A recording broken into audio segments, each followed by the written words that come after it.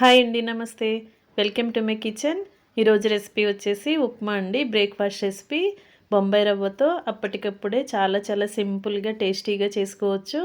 Daily idli dosa కాకుండా నేను చూపించిన విధంగా ఒక్కసారి క్యారెట్ ఉప్మాని చేసి చూడండి. టేస్ట్తో పాటు చాలా హెల్దీ రెసిపీ అండి. వీడియోని ఫస్ట్ నుంచి లాస్ట్ వరకు స్కిప్ చేయకుండా చూడండి. మీ అందరికీ కూడా ఈ రెసిపీ ప్రాసెస్ అనేది బాగా నచ్చుతుంది. మీరు కూడా ఒకసారి ట్రై చేసి చూడండి. మీ ఇంట్లో అందరికీ కూడా ఉప్మా రెసిపీ బాగా నచ్చేలా ఉంటుంది. ఉప్మా వద్దు అనేవారు కూడా ఇష్టపడి తింటారు.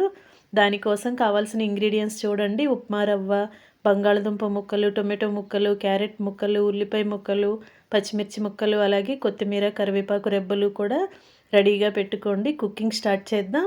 స్టవ్ ఆన్ చేసి పాత్ర పెట్టుకుని 2 గరిటెల వరకు ఆయిల్ పోసుకోండి. ఆయిల్ కాగిన తర్వాత 1 టీ స్పూన్ వరకు పచ్చిశనగపప్పుని, 1 టీ స్పూన్ వరకు మినపప్పుని వేసుకుని, 1/2 టీ స్పూన్ వరకు ఆవాలు వేసుకుని, 2-3 ఎండుమిర్చి ముక్కలు కూడా వేసుకుని పోపు అంతా కూడా ఫ్రై అయ్యేంత వరకు గరిటెతో ఇలా బాగా కలపండి. పప్పులన్నీ కూడా క్రిస్పీగా ఫ్రై అయిన తర్వాత సన్నగా కట్ చేసి పెట్టుకున్న కొత్తిమీరని, కొన్ని కరివేపాకు రెబ్బల్ని కూడా వేసుకుని అవి కూడా ఆయిల్లో బాగా ఫ్రై చేయండి. ఇప్పుడు సన్నగా చీలికలుగా పొడవుగా కట్ చేసుకున్న ఉల్లిపాయ ముక్కల్ని 1 అరకప్పు వేసుకుని, 2 పచ్చిమిర్చిని కూడా చిన్న చిన్న ముక్కలుగా కట్ చేసుకుని వేసుకోండి.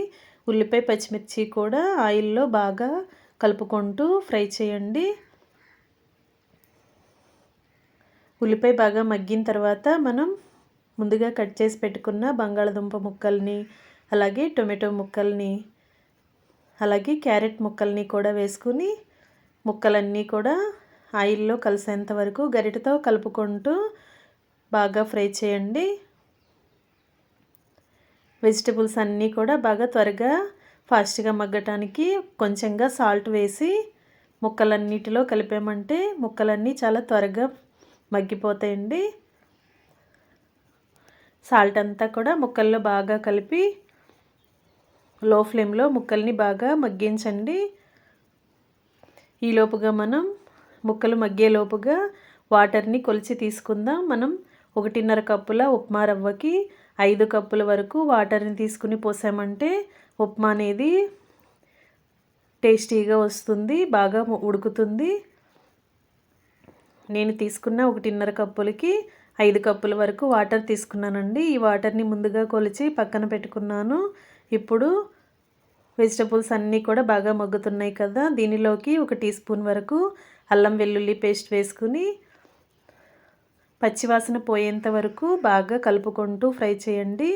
ముక్కలకి బాగా స్మెల్ అంతా పట్టిన తర్వాత మనం కొలిచి పక్కన పెట్టుకున్న వాటర్ అన్నీ కూడా కళాయిలో పోసుకుని వాటర్కి సరిపడా సాల్ట్ వేసుకోండి. ముందుగా మనం ముక్కలు మగ్గించినప్పుడు సాల్ట్ వేసాం కదా, అందుకే కొంచెం తగ్గించి చూసుకుని వేసుకోండి. వాటర్ కాగేలోపుగా మనం ఉప్మా రవ్వని పచ్చివాసన పోయేంత వరకు ఫ్రై చేద్దాం. మనం ఏ కప్పుతో ఉప్మా రవ్వ తీసుకుంటే అదే కప్పుతో వాటర్ని కూడా కొలిచి తీసుకున్నామంటే ఉప్మా అనేది కరెక్ట్గా సాఫ్ట్గా వస్తుంది. 1.5 కప్పులు ఉప్మా రవ్వ కూడా కళాయిలో వేసుకుని దోరగా ఫ్రై చేయండి. ఫ్లేమ్ మొత్తం తగ్గించి కలుపుకుంటూ ఫ్రై చేయండి. అప్పుడే రవ్వ అంతా కూడా ఈవెన్గా ఫ్రై అవుతుంది.